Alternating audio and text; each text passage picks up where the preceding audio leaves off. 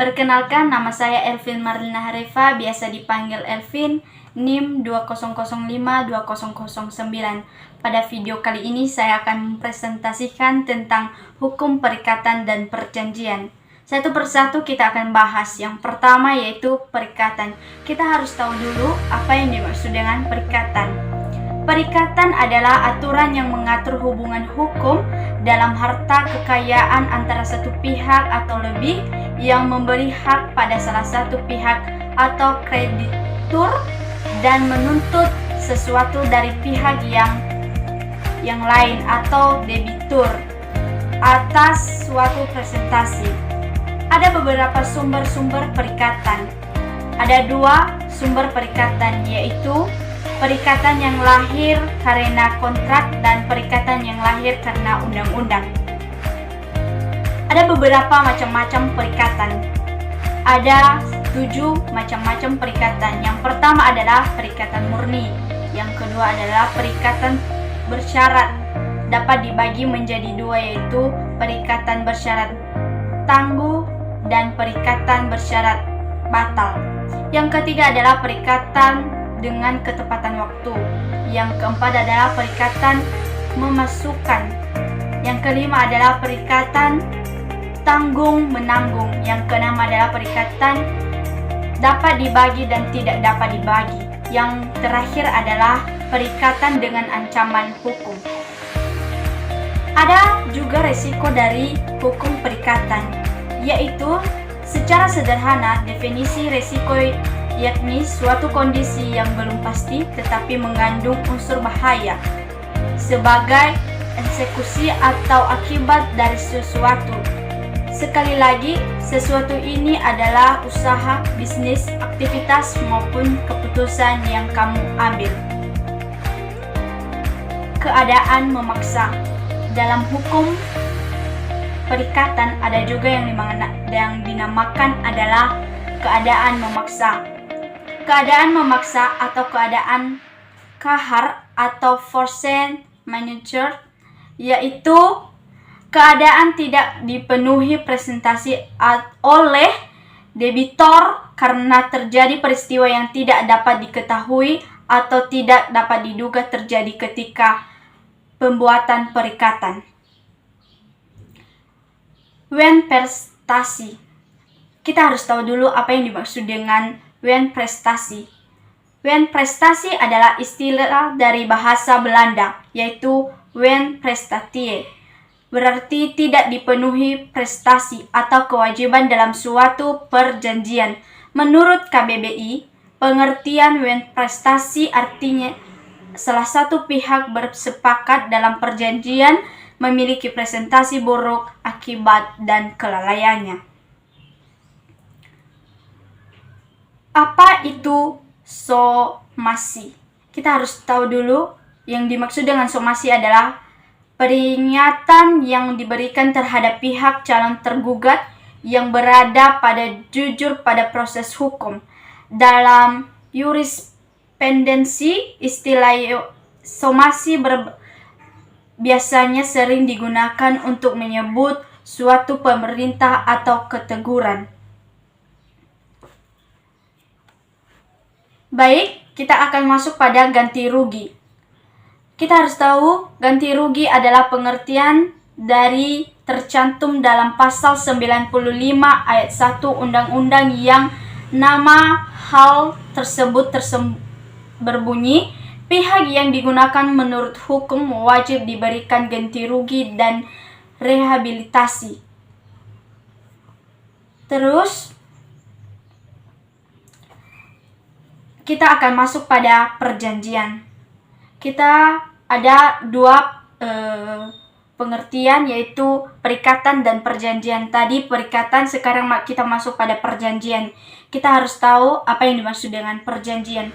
Perjanjian adalah peristiwa yang lahir ketika dua orang secara timbal balik berjanji untuk melakukan kewajiban. Kita masuk pada asas-asas. Ada 5 asas yang terdapat dalam perjanjian. Yang pertama adalah asas kebebasan berkontrak. Kedua, asas konsensualisme. Ketiga, asas kepastian hukum. keempat asas etikat baik, dan yang kelima adalah asas kepribadian. Ada syarat-syarat sahnya perjanjian, yaitu kesepakatan para pihak. Dalam membuat suatu surat perjanjian, Anda harus mencapai kesepakatan para pihak atau hal-hal yang diperjanjikan. Kesepakatan yang dimaksud ini adalah kesepakatan tersebut. Adanya juga objek perjanjian, yaitu suatu perjanjian harus memiliki objek yang jelas.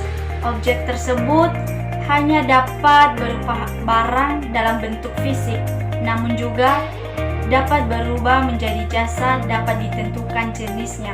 Contohnya yaitu dalam sebuah perjanjian jual beli, Bapak Rudi berniat untuk membeli mobil Toyota Avanza berwarna hitam yang diproduksi tahun 2022 kepada Bapak Santo dengan harga 115 juta. Dalam perjanjian, Bapak Rudi secara jelas menyatakan barang apa yang akan dijual beserta jenis, harga, hingga ciri-ciri barang tersebut.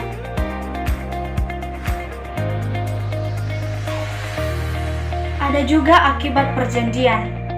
Ada yang pertama, perjanjian mengikuti para pihak. Yang kedua, perjanjian tidak dapat ditarik kembali secara sepihak karena merupakan kesepakatan di antara kedua pihak dan alasan-alasan yang oleh undang-undang dinyatakan cukup untuk pasal 1338 ayat 2 KUHP Perdana. Yang ketiga, perjanjian harus dilaksanakan dengan ikatan baik, pasal 1338 ayat 3 KUPH Perdana. Terus, ada juga ciri-ciri perjanjian. Terdapat menjadi 10. Yang pertama, perjanjian timbal balik dan perjanjian sepihak. Kedua, perjanjian tanpa pamrih atau dengan cara cuma-cuma. Yang ketiga, perjanjian nominat atau perjanjian inominat. Yang keempat, perjanjian kebendaan dan perjanjian obligator. Yang kelima adalah perjanjian konsensual dan perjanjian real. Yang keenam, perjanjian formil. Yang ketujuh, perjanjian campuran. Kedelapan, perjanjian penanggungan.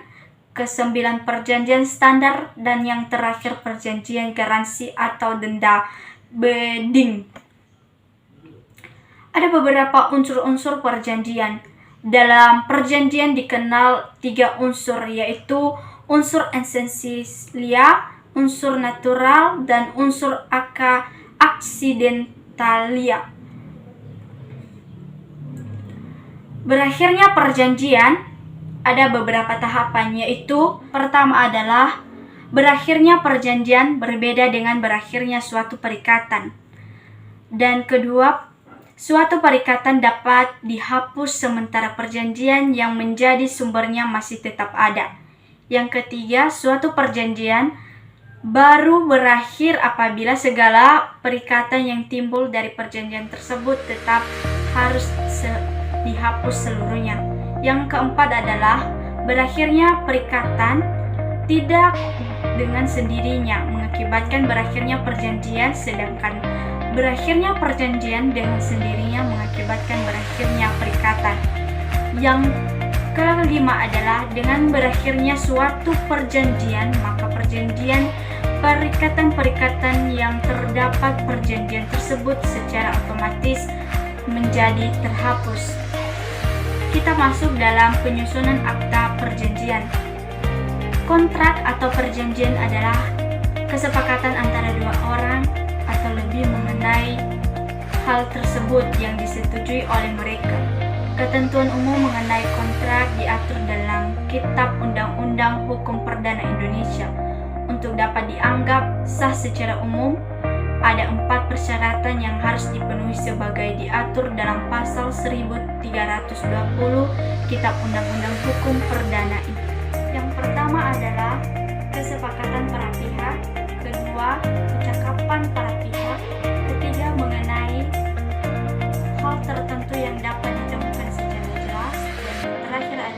sebab